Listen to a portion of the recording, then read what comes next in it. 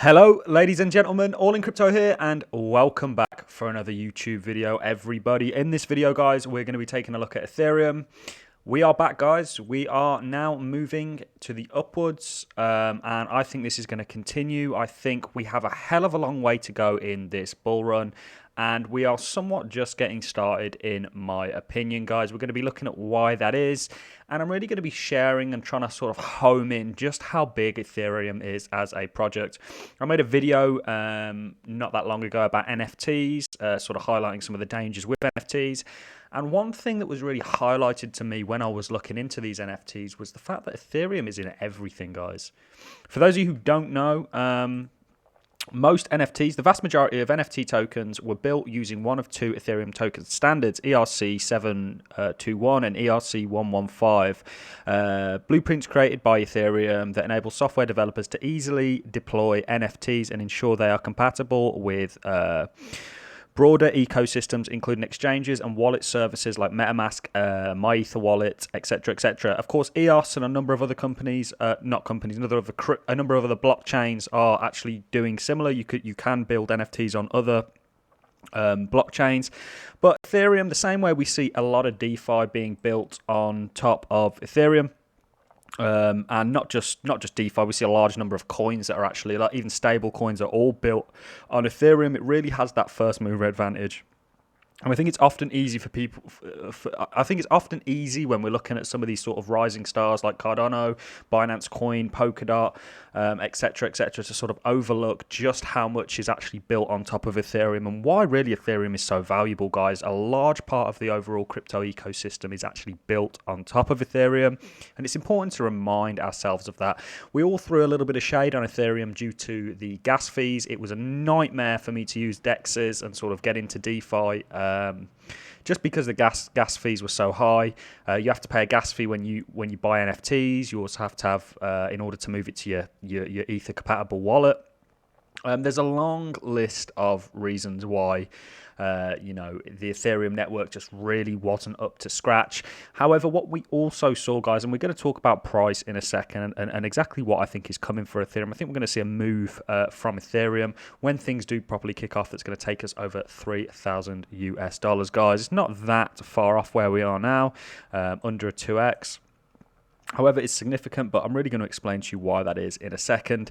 But what I want to address, I made a huge video about this Ethereum upgrade coming in the hard fork in July, where they're essentially proposing to essentially make gas fees more stable. And how they're doing that is the fee is actually getting sent to the network, and you have an option whether you want to tip the miners or not. It's not really an option, because if you don't tip those miners, it's going to be like going to a restaurant and not tipping the staff.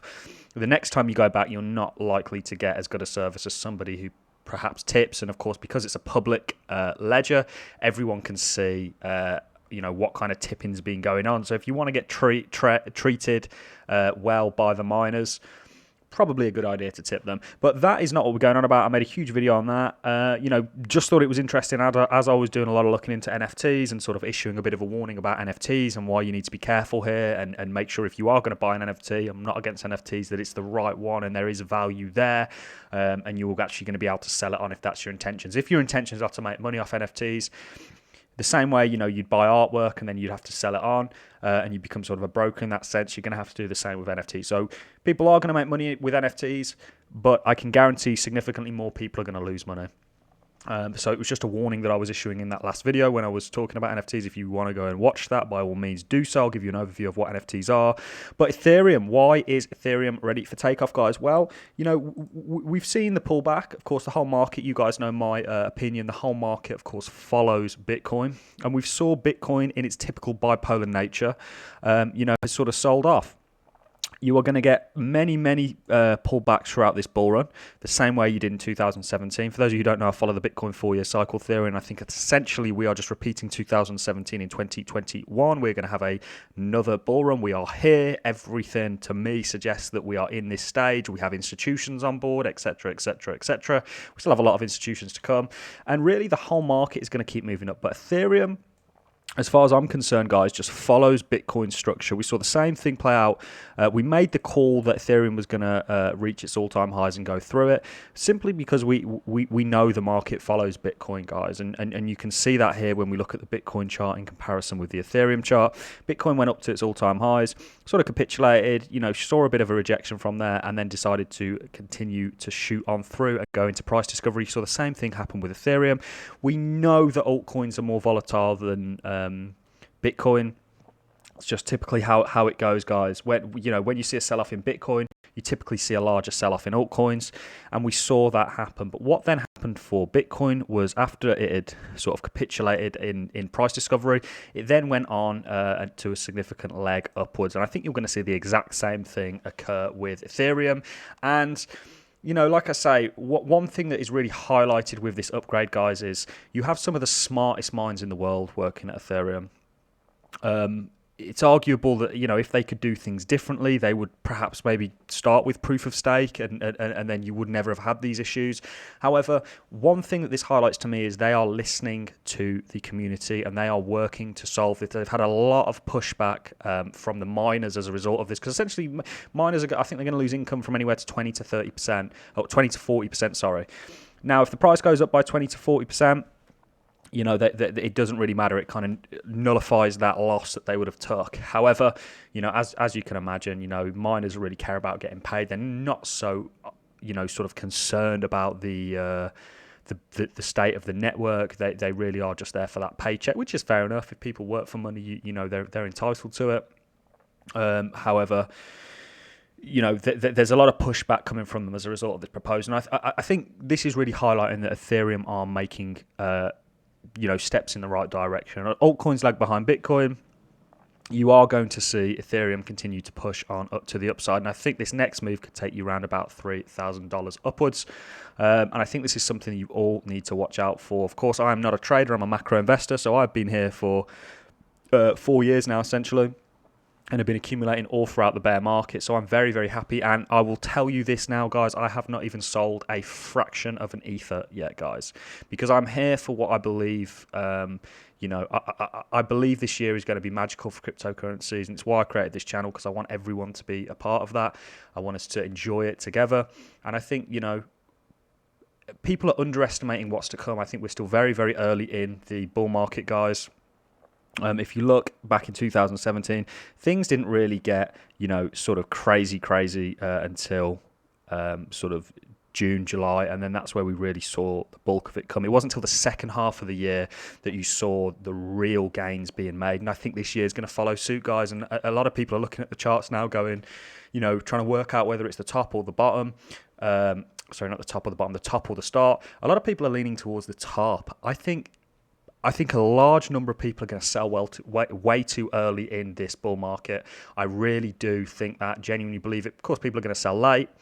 However, I think there'll be a lot more people selling early.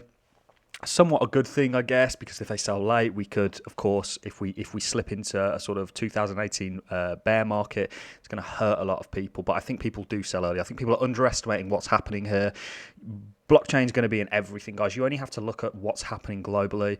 I mean, the chair of the SEC, the Securities and Exchange Commission in the United States, Gary Gensler, he actually used to teach a blockchain course at MIT, which is a well-known technological university in America. So the fact that he's the chair of the SEC, I mean, they know the direction that this is going, guys. Blockchain is going to be huge. It's going to be integrated into everything in society, not just financial. It's going to be integrated into, schooling. It's going to be integrated into voting, supply chains, you name it. Blockchain will have a part to play in it, and it's essentially the Internet 0.3, guys. So no need to be bearish, in my opinion, on Ethereum. Of course, Bitcoin could, from where it's at now, roll over. Is entirely possible, in my opinion.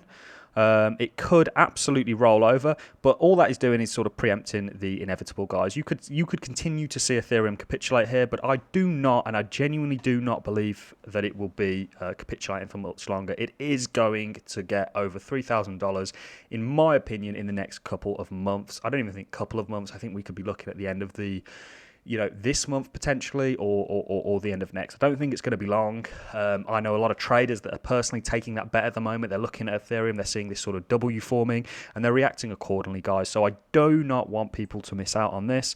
It's all my opinion, by the way, guys. Let me know in the comments what you think. Do you think this is accurate? Do you think this is inaccurate? Do you follow the Bitcoin for your cycle theory and base your strategy? Just let me know where you guys are at with everything, because feedback is absolutely crucial for this channel. It's going from strength to strength, and I think it's going to continue to do so, and we're gaining subscribers rapidly. So get subscribed for this content, guys, because it's real content. I'm not like 99% of YouTubers out there just telling you what you want to hear. If I thought Ethereum was going to go significantly sell off and we were going to enter a bear market and the bull run was over, I would tell you that, guys. I have no dog in this fight.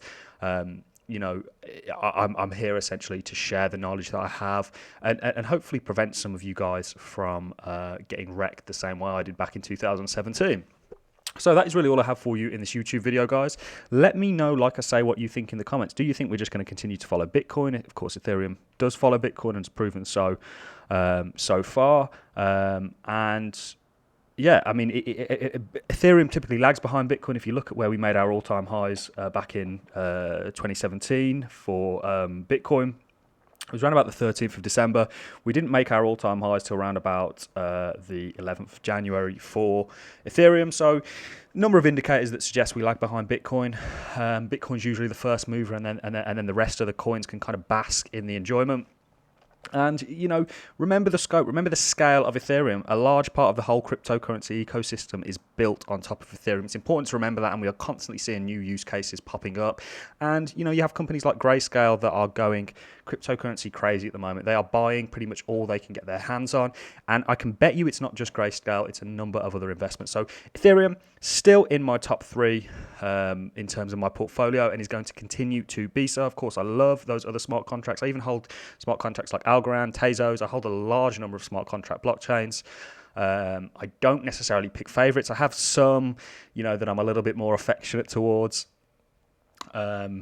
because of maybe the team or stuff like that. But we can't rule Ethereum out, guys. So get ready. Hold on to your seats, because I think this month is going to be interesting. That is all I have for you in this video, guys. Please, if you found enjoyment or value out of this content, drop me a like, drop me a comment, let me know what you thought, and I look forward to seeing you all in the next video. So get subscribed, guys. Thanks a lot for watching. I'm going to love and leave you. Have a fantastic day wherever you are, whatever you're doing, and I will see you in the next YouTube video, guys.